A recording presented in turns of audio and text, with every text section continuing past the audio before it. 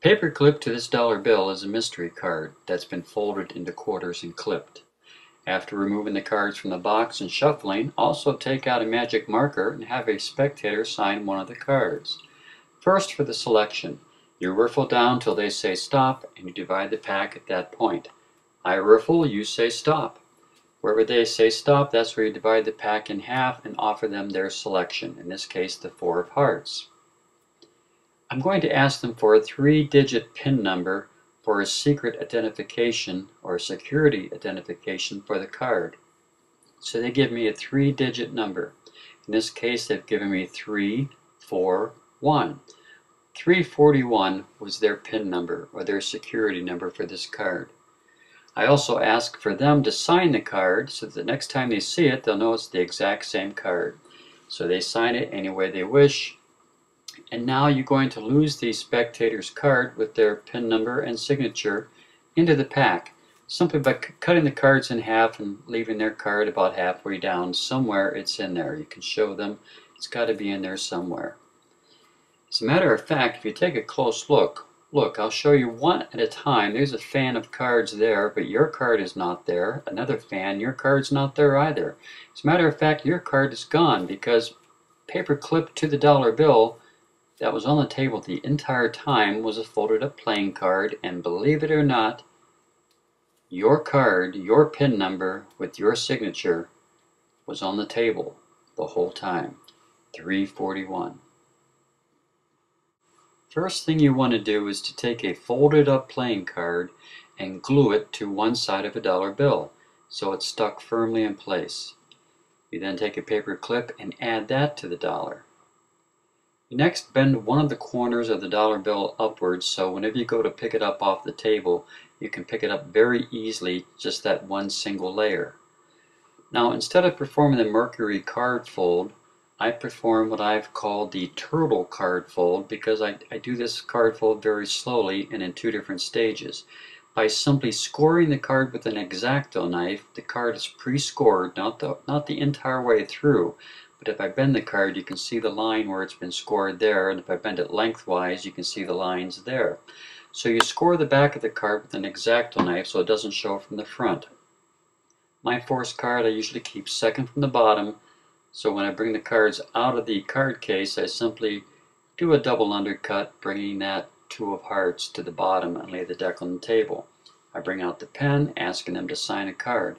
Now I'm going to force that 2 of hearts, which is on the bottom, with an unusual force. I riffle down till they say stop. I flip the bottom section face up, the top section face up, the top section goes back down, and the bottom card gets thumbed up onto the table. It's an optical card bottom force because there's a lot happening at the same time. It looks fairly convincing. Their selection is signed with a 3-digit number. And of course, they also add their signature also. I never let them handle the deck. I hold the deck for them as they sign it. Now for the card fold, which I call the turtle card fold because watch how slowly you can do it. The first fold is made when you turn the deck face down. You then swivel cut the top half of the pack, keeping that folded card still in your hand. Very easy to do. You then spread the cards to show that their card is nowhere in sight. And now for the last fold, the fingers of the left hand are going to curl inward. They're going to curl inward, and that bottom card, which is halfway folded, will fold itself into quarters. Very easily done. You show that that card is gone.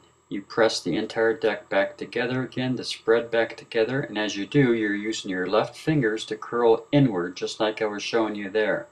So that card bends very easily into position, into a 4th folded card position. Here it is one more time. The first fold, turn the deck over, the cut, spread the cards, show that their card has been put back into the center. And as you close the spread, that's when you curl your fingers underneath, making that last fold happen. As you can see, there it is. Now at this point, I'll usually take 1/3 of the pack, up-jog them, and fan them and lay them on the table. Just something I like to do. You can vary this segment here any way you wish. But as you remove all of the segments, it leaves the curled up folded up card in your hand, and now you reach for the dollar bill, grab both ends, and as you spread the dollar bill and pop the paper clip off, you simply drop the card in your left hand, and it looks as though it falls right off of the dollar bill, but it's really still stuck on there, the original one. And that's just how easy that is to perform. Here it is one more time. I'll do it one more time. The card's in my hand. I pick up the dollar bill. I simply pop off the paper clip. I fold the dollar bill back over with the card underneath. I pick up the card, pick up the paper clip, add that to my dollar bill, and very slowly open up the card that was apparently on the table the entire time. Here it is one more time with a different ending. The first card fold is done the same way. When you turn the deck face down, you spread, you show. The second fold is done the same way. You curl your fingers inward. Now it's folded into fourths. But this time I simply give the cards a simple cut on the table and then go directly to pop the card off the dollar bill. A very convincing illusion, proving that their card was on the table the entire time.